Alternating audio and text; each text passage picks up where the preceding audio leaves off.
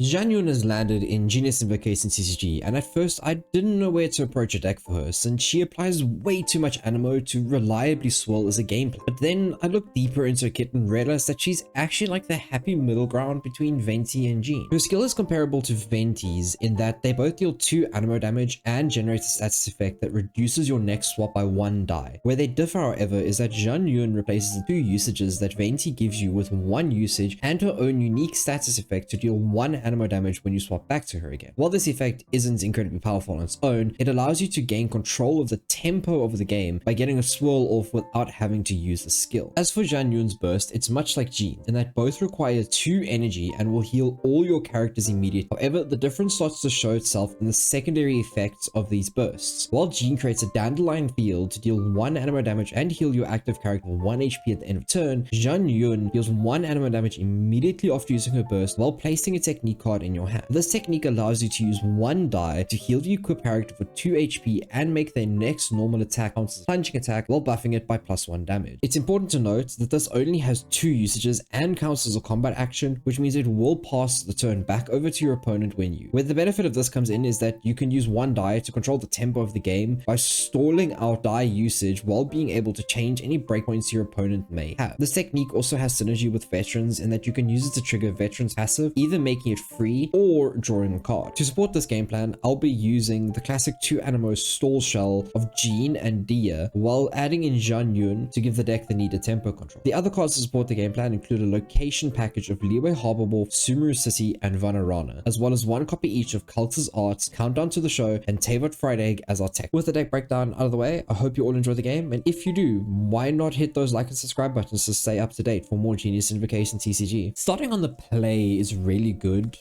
because it lets our veterans plays be just a little bit better than they should be. I'm gonna send back the Tada and the Heart of Caverna here. Hopefully I get something kind of good off of this veterans. I should be able to get 1 draw off of it considering. Yeah, send back all of those dice. I need a lot of pyro for this first round. Yeah. Thankfully, because of veterans. Ooh, wait, I actually can't guarantee that. I've got to tune and then put the Fiery Sanctum. I've been running into a lot of Fortress of Meripede lately. I wonder if it's just more people playing Fortress because it's perceived as good or sort of what they're doing. Draw a card here. Ooh. Culxes. I like Culxes here. I'm just going to swap over. Not Culx this turn. Okay, they just did a normal. 1 PS. Okay.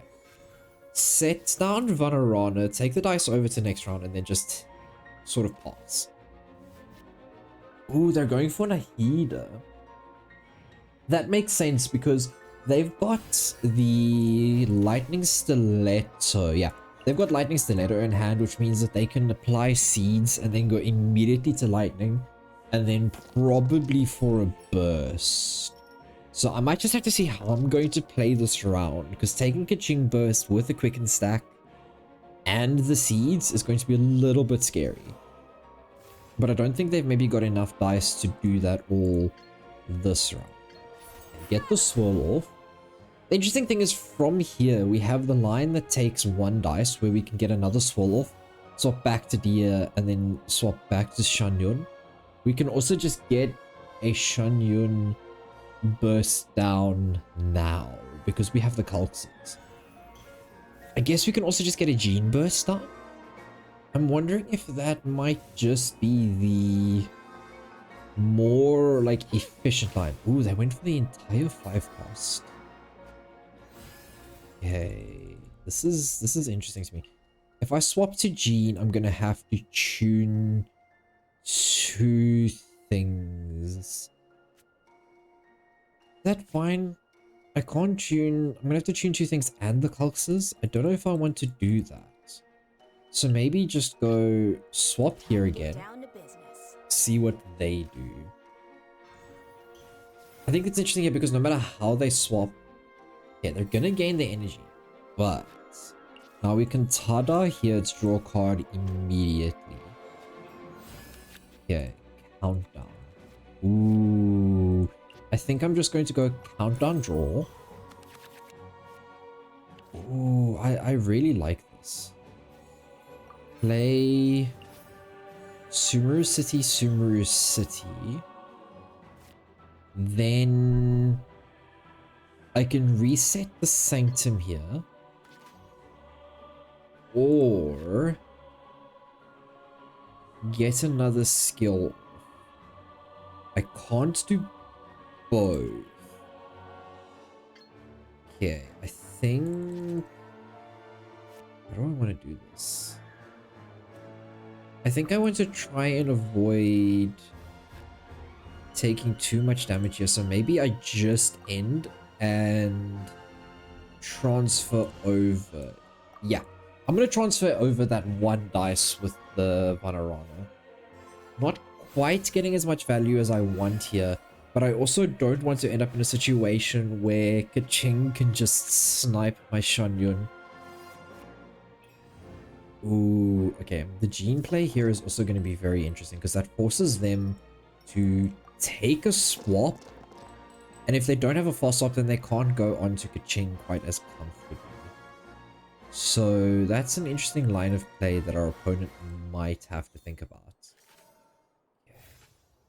How do I want to do this? I can swap Kulx's burst. That doesn't get that much done. I think I'm going to go for that anyways. Put this down here. Kulx's here. I think I'm going to tune the second Vanarana burst. We get a dice refund here. And now we have cards matching. Ooh, okay. By the time we get to our turn, yeah, we're going to have cards matching in deck. Because I think we draw 2 here. One from here and one from here. Okay, which means I can go back here. I got your boss. And reskill to reset the... Ooh, I should have gone here and then here. I actually misplayed that slightly. Mausoleum of King Deshret. Ooh, that's actually really interesting to me. Ooh, that'll give them the quicken stacks. Okay, just move. Ooh, it doesn't actually matter. Okay, no. Do this. Let them not get the quicken stack. Okay, then we can play an Anemo dice. Reskill here. Get the 0-cost swap over to D here. Reapply Fiery Sanctum. Swap back. Okay, then we do this. We swap back to Xianyun. And then we can go Seed Box. Eat over the Seed Box with Leeway Harborwolf. Enter. I'm still kind of worried about the option of them just going Fast Swap Kaching. Especially if they've got Burst. It's a little bit scary for me. We've got the Mausoleum to worry about this turn as well. But I don't think I'm too scared of that. Because we can heal past Mausoleum damage. And funny enough, the Mausoleum... the Forbidden Knowledge. I always forget what they're called. But Forbidden Knowledge can be put straight so that it gets eaten by the Meripede stack. Don't have it yet though. So I might just use this Tada in hand. Just to get rid of the Meripede stack. Okay, they are going... I am going to have to do a swap over to Kaching. Okay, refund the dice. Eat. Refund. Ooh, I won't have to. Okay, how much does this do? It's 3 piercing. Send the Forbidden Knowledge into the Meripede. Then Anemo Resonance here. Draw 2 cards. Not that that does a whole lot. Ooh, I like this. Because they don't have a... Okay, just in case they have a second fast swap. I'm gonna Lotus here. Oh, I messed up Lotus as well. Because I break the shield, I crack the Lotus. That was completely on me. Yeah. They can't switch back to a Ching, which is nuts. Okay. Do I want to do the 1-cost swirl here? Yeah. I'm gonna go for this 1-cost swirl. Surviving the aggro is incredibly important here. I can't get another burst off, but I can get another swirl. Not having... Okay, let's see.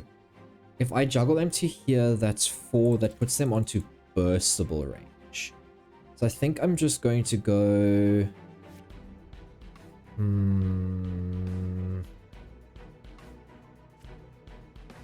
How do I want to do this? Okay, I've got the Foss Swap. I've got the Forbidden Knowledge to end next turn. So I think I'm just going to go like this. Go over. Go onto a clean Xianyun. And end passing over the 1. Xianyun should go to 8. Okay, that leaves Baiji on 1. Okay. Drawing most of my deck is really interesting. Okay. This is going to be a very important draw. Still have the Fiery Sanctum, so they can't completely go through here. What's interesting is that their Fortress of Meropide has just been completely messed up by the Mausoleum that they played. And I think that's why Mausoleum didn't see as much play as people initially thought it would. Because you can just kind of use those if you're playing your deck right to sort of get around things. Do I want to put... Gamblers here, then 0 cost. I don't see a reason not to do this because I've still got the swap and that essentially ramped me by 1. They're in an awkward situation where they can't really swap how they want to. Okay, I'm going to use the Forbidden Knowledge. Do a Foss Swap here that costs 0. And then Lotus Crisps here just in case. And heal up. It's unfortunate that I can't get the swole kill, but it should be fine. Okay, that's an interesting play because wait, maybe I can swap back to Xianyun. I deal 1 on this burst and that puts a Depthal Legacy into my hand. So I'm gonna tune here, play the Woven, a Depthal Burst. And because I've got Gamblers, that refunds 2. Ooh, and I drew Egg. Egg is in a literal bit of an interesting position here. Get the KO here. And I think I just win from this point on. Because I deal the 2 here. Then between the Fiery Sanctum and the Dandelion Field, I kind of just keep things going. Okay, I'm not even going to play... Yeah, I'm just going to keep things in hand. The interesting other thing is because you get the Technique card in hand, it synergizes well with Sumeru City.